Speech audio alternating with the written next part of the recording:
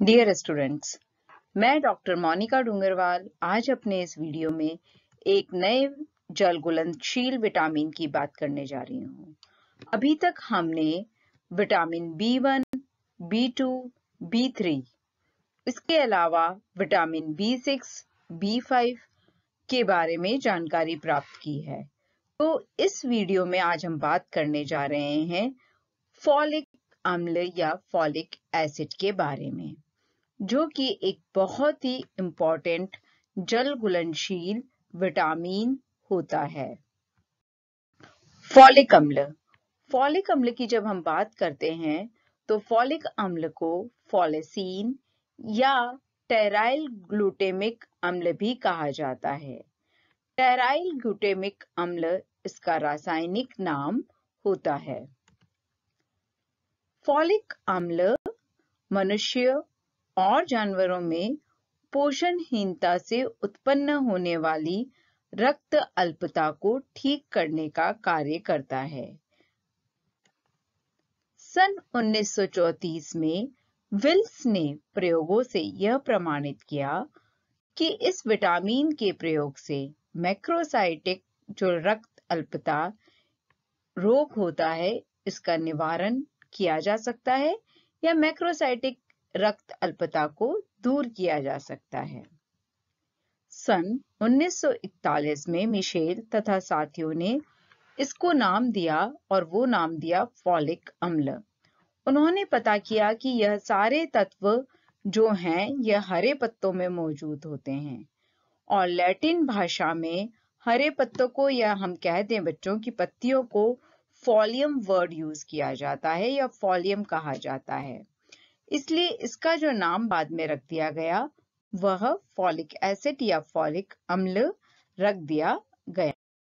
अब हम बात करने जा रहे हैं बच्चों इसकी रासायनिक विशेषताओं के बारे में, जिसमें हम यह देखते हैं कि वह कौन से कलर का है, रवेदार है कि पाउडर फॉर्म में है, ताप के प्रति स्थिर है या नहीं है, या अम्ल और क्षार में यह स्थिर है या नहीं है। जब इन चीजों को देखा गया तो फॉलिक अम्ल जो है वह एक पीले रंग का रवेदार पदार्थ होता है। ठंडे जल के अंदर फॉलिक अम्ल अंशतः घुलनशील होता है, परंतु गर्म जल में यह पूर्णतः घुलनशील होता है, यानी कि गर्म जल में जब इसको घोला जाता है तो पूर्ण रूप से यह घुल जाता है। अम्ल एवं क्षार के प्रति फॉलिक अम्ल अस्थिर होता है, अर्थात एसिड मीडियम में या लाइट में यह नष्ट हो जाता है। सूर्य की पराबैंगनी किरणों के संपर्क में आकर यह फॉलिक अम्ल नष्ट हो जाता है। ताप के प्रति या टेम्परेचर के अंदर ये स्थिर होता है। इसके अलावा भोज्य पदार्थों में यह ग्लूटेमिक अम्ल के साथ मिलकर उपस्थित होता है। अब हम बात कर रहे हैं फॉलिक अम्ल के कार्यों के बारे में। हमारे शरीर में फॉलिक अम्ल क्या कार्य करता है, किस तरीके से कार्य करता है। तो सबसे मेन जो फंक्शन होता है फॉलिक अम्ल का, यह हमारे शरीर में विटामिन B12 के साथ मिलकर कार्य करता है और B12 के साथ यह मिलकर अस्थि मज्जा या जिसे हम बोन मैरो कहते हैं, इसके अंदर RBC लाल रक्त कणिका बोले या बच्चों हम रेड ब्लड सेल्स कहें, इसका निर्माण करने का कार्य करता है। और इस RBC या रेड ब्लड सेल्स के निर्माण के अलावा भी उनकी परिपक्वता या मैच्योरिटी के लिए भी यह अति आवश्यक होता है। फॉलिक अम्ल की जब भी कभी डेफिशिएंसी हो जाएगी बच्चों, या जब हमारे शरीर में अभाव हो जाता है, ऐसे समय में लाल रक्त कणिकाएं जो होती है बच्चों वो परिपक्व नहीं हो पाती है और इसी कारण से हमारे शरीर में मेगालोब्लास्टिक रक्त अल्पता हो जाता है, यानी फॉलिक अम्ल की कमी से होने वाले रक्त अल्पता या एनीमिया को हम मेगालोब्लास्टिक रक्त अल्पता कहते हैं।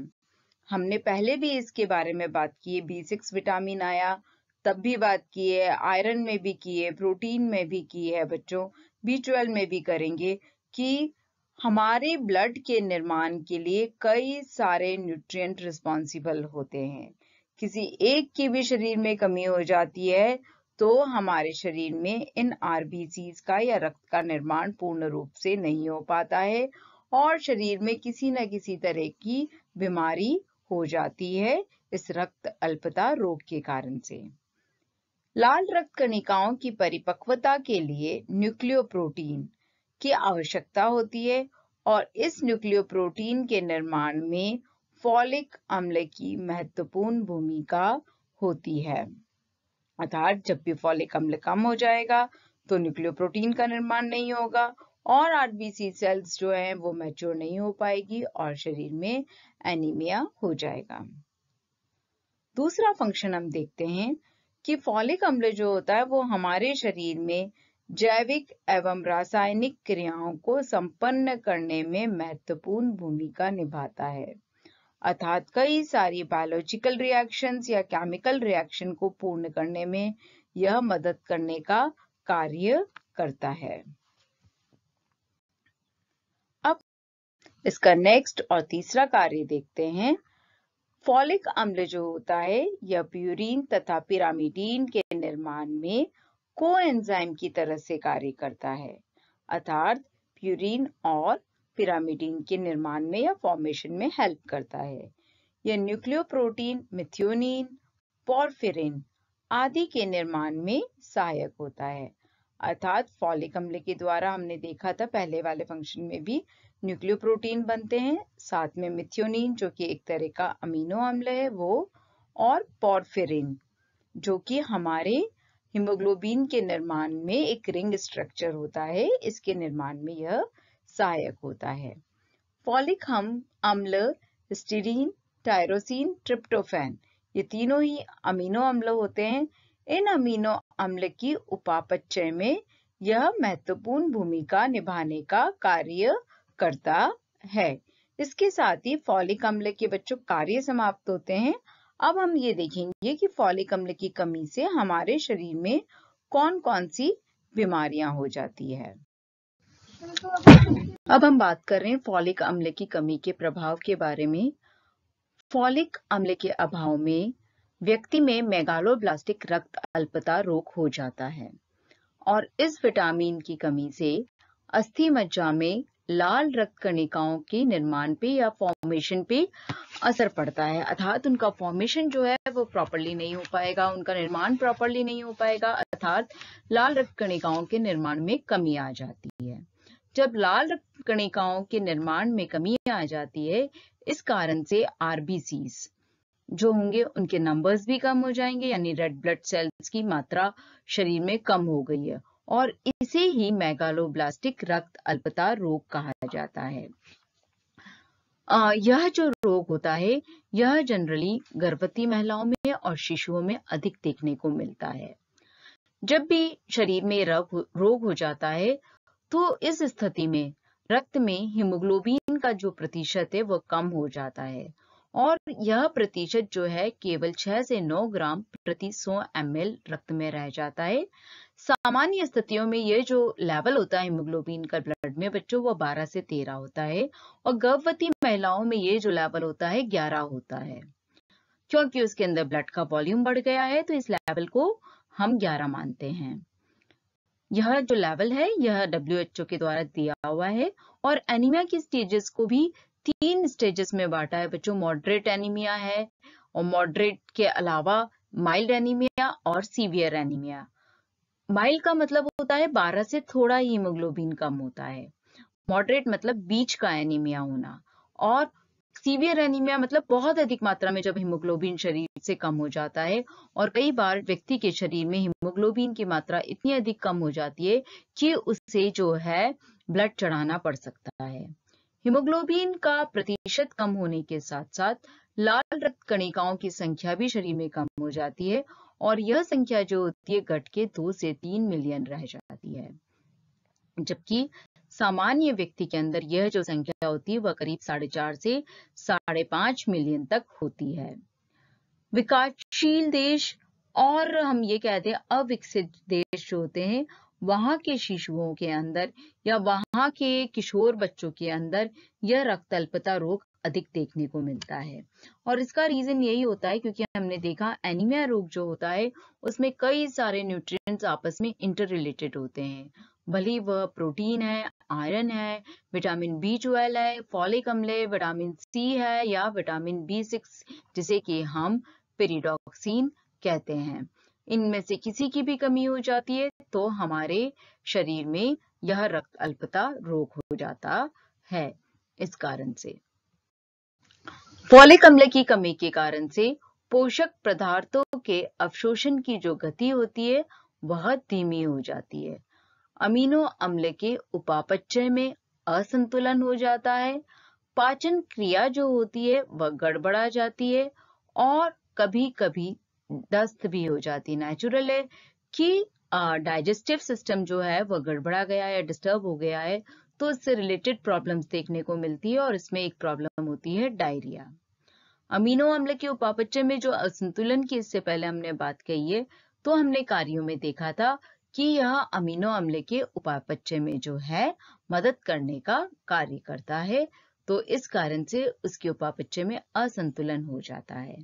इसके अलावा vitamin B12, vitamin C, vitamin B6 की कमी के लक्षण भी दिखाई देने लगते हैं और उसका मुख्य कारण यही होता है क्योंकि यह जो है विटामिन्स इनके फंक्शंस आपस में इंटर रिलेटेड होते हैं और इस वजह से जब फॉलिक अम्ल की कमी होती है तो साथ साथ में इन विटामिन्स की भी कमी जनरली देखने में आती है और शरीर के अंदर जो है इनकी कमी के लक्षण दिखाई देने लगते हैं।